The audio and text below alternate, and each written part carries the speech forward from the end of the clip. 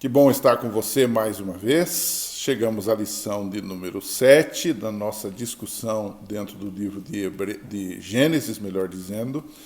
E nessa semana nós vamos aprofundar um pouquinho o assunto da aliança de Deus com Abraão.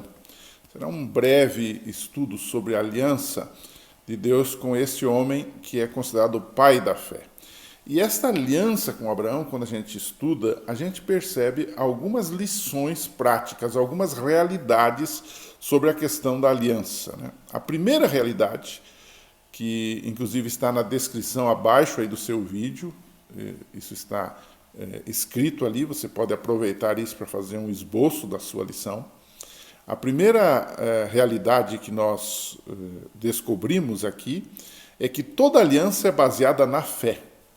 Interessante que Abraão ele questiona a Deus sobre o herdeiro que não vinha em Gênesis 15, verso 2. Por que eu ainda não... O Senhor prometeu que faria de mim uma grande nação e o herdeiro não vem. Mas Deus confirmou a promessa de que um filho nasceria dele. Gênesis 15, 5 diz, e creu ele no Senhor e imputou-lhe isto por justiça. Ou seja, a aliança é sempre baseada na fé, não nas obras humanas. Você precisa crer. Então, Deus vai além. Ele confirma a promessa a Abraão da aliança através de uma cerimônia, que é muito conhecida nossa, dos animais partidos, em Gênesis 15, de 7 a 21. E Abraão passa ali pelo meio e Deus confirma a sua promessa, como nos tempos antigos se faziam com as alianças, né? Uma segunda realidade que eu descubro aqui nessa questão da aliança de Deus com Abraão e o surgimento de uma grande nação, que foi Israel, mesmo sendo um homem de fé, Abraão teve momentos de dúvida. Isso quer dizer que na nossa relação com Deus, nós poderemos ter em algum momento momentos de dúvida, mas não devemos permitir que a dúvida sobrepasse a fé. Por exemplo, Abraão duvidou que teria um filho. 10 anos já haviam se passado desde a promessa inicial, né? Ele duvidou também quando, instruído por Sara, como Eva instruiu Adão para pecar, Sara também instruiu Abraão para pecar, porque foi um erro que ele cometeu.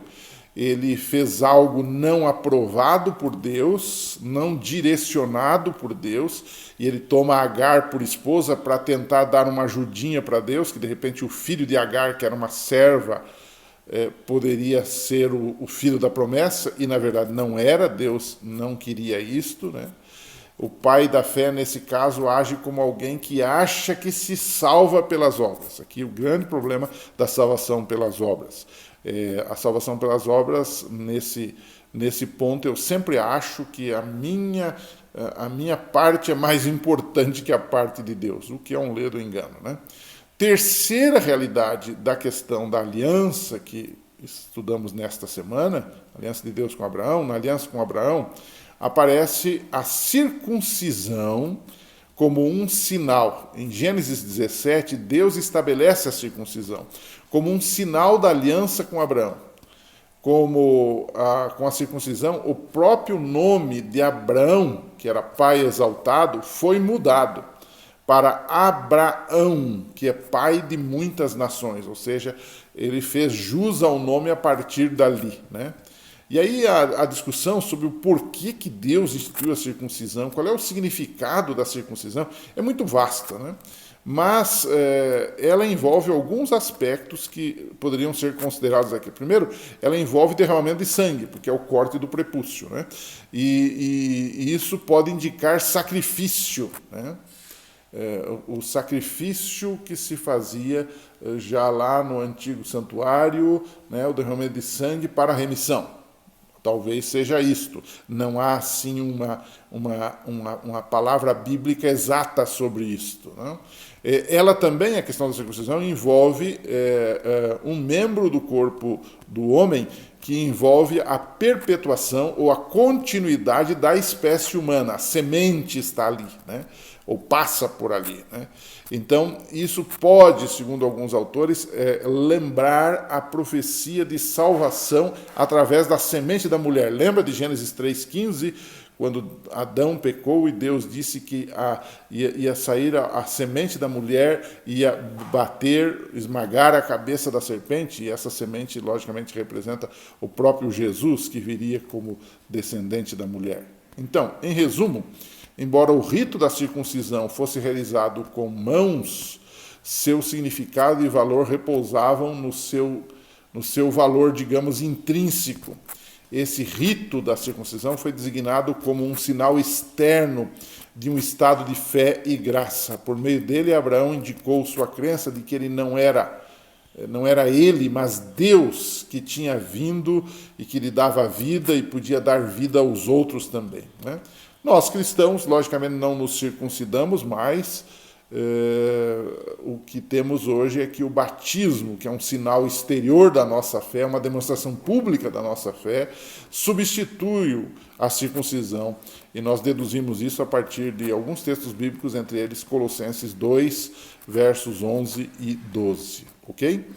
Um outro aspecto, um outro, digamos, ponto da aliança com Abraão que precisa ser considerado é que a aliança com Deus desenvolve em nós o respeito ao próximo e a hospitalidade.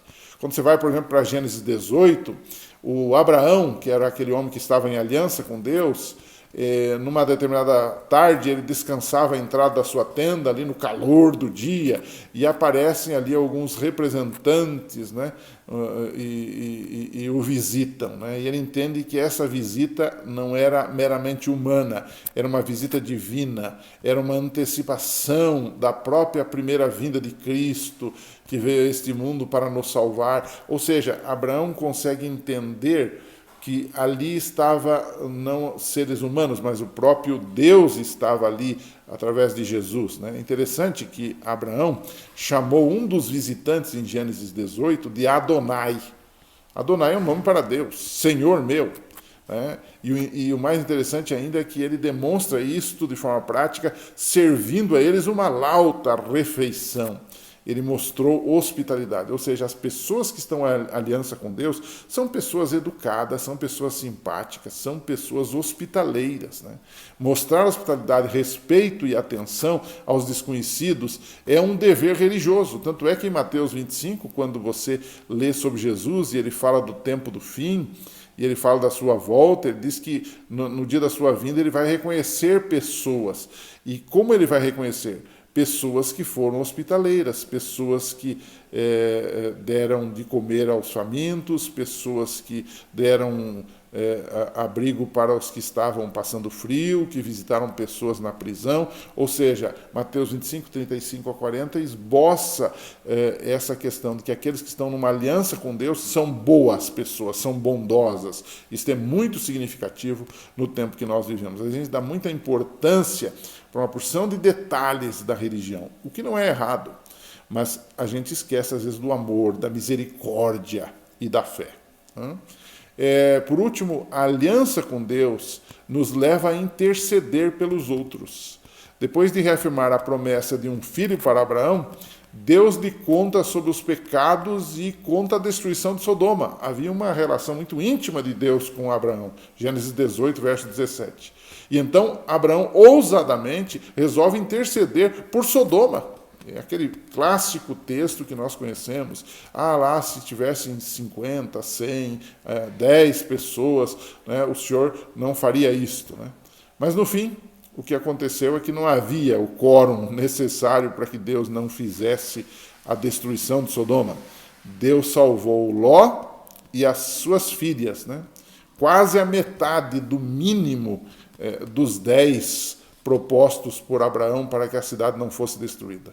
Abraão aqui é o remanescente que intercede pelos outros e exerce uma função preservadora do todo, justamente a função do remanescente de Deus no tempo do fim.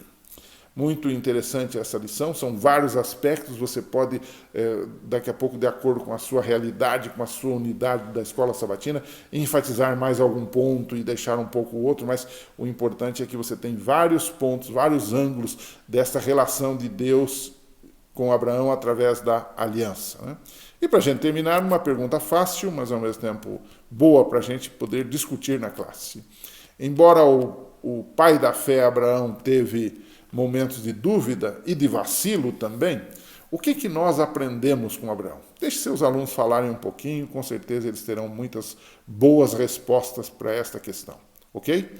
Um abraço, na semana que vem, se Deus permitir, estaremos aqui de novo, anuncie esse canal aos seus amigos, assista conosco, participe, que Deus lhe abençoe, um forte abraço e até lá.